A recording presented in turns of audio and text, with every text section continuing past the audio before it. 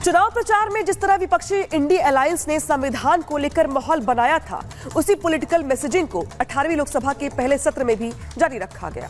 तो वहीं दूसरी ओर लोकसभा स्पीकर चुने गए ओम बिरला ने अपने पहले ही भाषण में आपातकाल की पुरजोर निंदा कर दी, जिससे संविधान बचाओ की रट लगा रही कांग्रेस समेत तमाम विपक्षी दल बैकफुट पर आ गए। रिपोर्ट आपको दिखाते हैं। Shri Om Birla is declared elected as the speaker of this house. कुछ इस अंदाज में बुधवार को 18वीं लोकसभा के स्पीकर के रूप में ओम बिरला को चुन लिया गया, जिसके साथ ही स्पीकर को लेकर सत्ता पक्ष और विपक्ष के बीच टकराव खत्म हो गया। मगर दोनों के बीच पहले से ही जारी संविधान बनाम आपातकाल की जंग को नया मोड़ मिल गया। लगातार दूसरी बार लोकसभा अध्यक्ष की जिम्मेदारी संभाल रहे ओम बिरला के पहले ही भाषण ने इस खींचतान को और हवा दे दी, जिसके बाद एनडीए और इंडी कैंप के बीच संविधान बनाम आपातकाल को लेकर सियासी संग्राम और तीखा हो गया, जिसकी गूंज सदन से लेकर सड़क तक सुनाई देने लगी। संविधान पर घेराबंदी, आपातकाल पर मोर्चाबंदी। इंदिरा राज का आपातकाल, स्पीकर ने याद करवाई दास्तान। आपातकाल पर निंदा प्रस्ताव, विपक्ष का चढ़ाता। चुनाव प्रचार में जिस तरह विपक्षी इंडी अलायंस ने संविधान को लेकर माहौल बनाया था, उसी पॉलिटिकल मैसेजिंग को 18वीं लोकसभा के पहले सत्र में भी जारी रखा गया। जब विपक्षी खेमे के नेताओं ने हाथों में संविधान की प्रति लेकर सांसदी की शपथ ली, लेकिन बुधवार को जैसे ही एनडीए ने लोकसभा अध्यक्ष के चुनाव में बाजी मारी, तो मामला पलट गया। ऐसा इसलिए क्योंकि अपना पद संभालते ही स्पीकर ओम बिरला ने अपने पहले ही वक्तव्य में आपातकाल की पुरजोर निंदा की, जिससे संविधान बचाओ का रट लगा रही कांग्रेस समेत इंडी ब्लॉक के कई अन्य दल बैकफुट पर आ गए। श्रीमती इंदिरा गांधी द्वारा तानाशाही थोप दी गई, भारत के लोकतांत्रिक मूल्यों को कुचला गया और अभिव्यक्ति की आजादी का गला घोटा गया। इमरजेंसी के दौरान भारत के नागरिकों के अधिकार नष्ट कर दिए।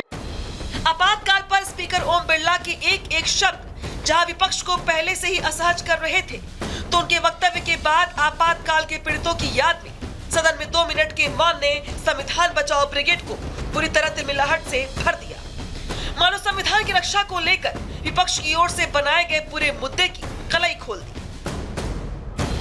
संविधान पर मोदी सरकार को घेरने की जुगत में कांग्रेस और इंडी जहां आपातकाल पर निंदा प्रस्ताव से उबर भी नहीं पाए थे, इसी बीच इमरजेंसी की उसकी कारगुजारियों पर बीजेपी की अगुवाई में एनडीए के सांसदों ने सदन के बाहर मोर्चा खोल दिया, जहां संसद परिसर में एकजुटता दिखाते हुए एनडीए के सांसदों ने बैनर पोस्टर लहराए और जमकर नारेबाजी की।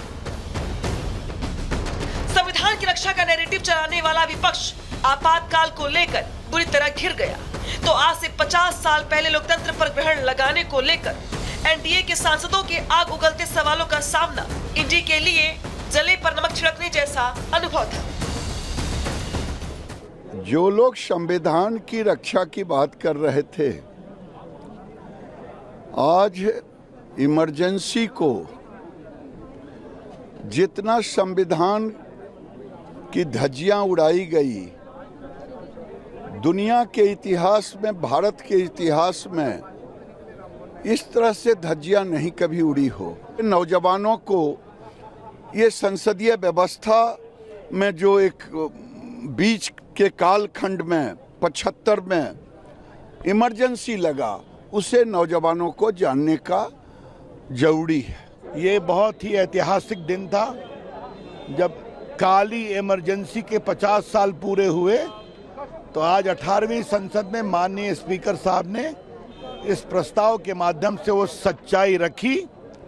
सिर्फ और सिर्फ इंदिरा गांधी की कुर्सी बचाने के लिए ये इमरजेंसी लगाई गई थी। वहीं आपातकाल को लेकर सत्तारूढ़ एनडीए के आक्रामक रवैये पर विपक्षी सांसदों ने भी पलटवार किया। आज सरकार एक प्रस्ताव लाई और उस प्रस्ताव में उन्होंने 50 साल पहले की इमरजेंसी का जिक्र किया है। वो इमरजेंसी तो संविधान के अंतर्गत थी और जिसके लिए खेद भी व्यक्त कर दिया गया। इतने जनादेश उसके बाद आए हैं तो आज जो प्रस्ताव आया है सरकार की तरफ से, मैं उसकी निंदा करता हूं। अगर हम वास्तविकता में जीना चाहते हैं तो आज प्रेजेंट की बात करनी चाहिए कि प्रेजेंट में देश के क्या हालात हैं, क्या हमारे युवाओं के पास रोजगार है, क्या हमारी बिजली और जो महंगाई से जो हमारा किसान और जो हमारे लोग परेशान हैं, क्या महंगाई कम हो रही है। तो भूतकाल की बात ना करते हुए प्रेजेंट की बात करते हुए भविष्य बदलने की अगर बात करें तो अच्छा होगा। कि बीजेपी के पास विकास के लिए कुछ क्यों नहीं है, बीजेपी के पास नीट्स के लिए कुछ क्यों नहीं है, एग्जामिनेशन परीक्षा लीक पर के लिए कुछ क्यों नहीं है, बीजेपी के पास महिलाओं के लिए कुछ क्यों नहीं है, महंगाइयों के लिए कुछ क्यों नहीं। कुल मिलाकर साफ है, संविधान बनाम आपातकाल की जंग देश की मौजूदा सियासत में दिलचस्प होती जा रही है।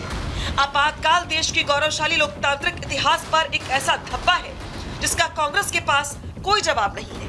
यही वजह है कि अब संविधान बचाओ की इंडी अलायंस की रट का जवाब एनडीए आपातकाल की याद दिला कर दे रही है, जिससे संदेश साफ है, देश में आपातकाल लगाने वालों को कम से कम संविधान और लोकतांत्रिक मूल्यों पर बोलने का नैतिक अधिकार तो है ही।